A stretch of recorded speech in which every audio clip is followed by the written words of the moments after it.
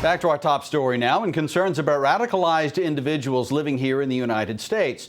The FBI confirming today Syed Farouk and his wife Tashfeen Malik were both radicalized and had been for some time before last week's mass shooting, where they killed 14 people and injured 21 others in San Bernardino, California. The couple was killed a short time after the attack, but now there is an intense probe into when and where they became supporters of ISIS.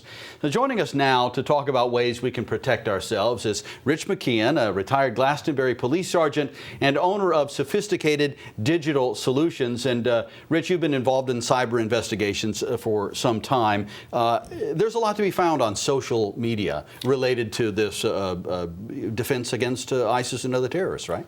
Well, absolutely. You know, on the local level, certainly what we did was there's a lot of noise online. So what we did was we used a software platform that allowed us to keyword specific terms relative to self-harm, violence. So we would put up in our feeds, kill, dead, bomb, school shooting, jihad, and words like that. And that would filter out the noise and give us postings that we could focus in on and determine, was this protected speech or was it something else? And we could look into this and do an investigation into what more maybe was behind those postings. And these terror groups recruit online and they send messages about specific attacks online, both, right? Certainly, and you can certainly filter and keyword for that. The thing to keep in mind, though, is law enforcement has a lot of demands on their time, and they can't be everywhere in cyberspace. So this is where the federal authorities want the local and state police to be their force multiplier and be their eyes and ears. Local law enforcement needs the citizens to be their force multiplier and be in the digital world and report things that they're seeing that are of concern or disturbing to them, so those things can be checked out. You and I were talking in the break just a minute ago about this group, the hacker group Anonymous, who came out a couple of weeks ago after the San Bernardino shooting, I believe it was, wasn't it, and said, okay, we're going after ISIS. What can a group like that do to ISIS? Well, certainly they have the computer skills to shut down websites that are being run by ISIS. They can do what's called denial of service attacks, sending so much information at the site that it can't function properly and people can't get to it and see the radicalized information on there.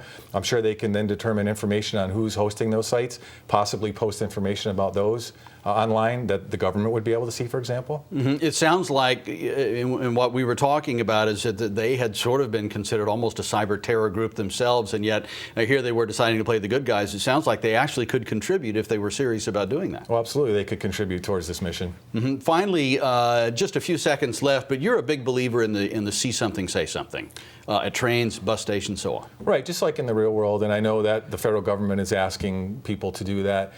In the cyber world, you need that too. Again, law enforcement can't be everywhere in the cyber world, so we do need individuals that are seeing things that are disturbing, promoting violence, jihad, radicalized thinking, to provide that to law enforcement, let them determine, is it protected speech or is it something more? Okay, Rich McKeon, thanks very much. We appreciate your time today. Okay. All right, Jen, back to you.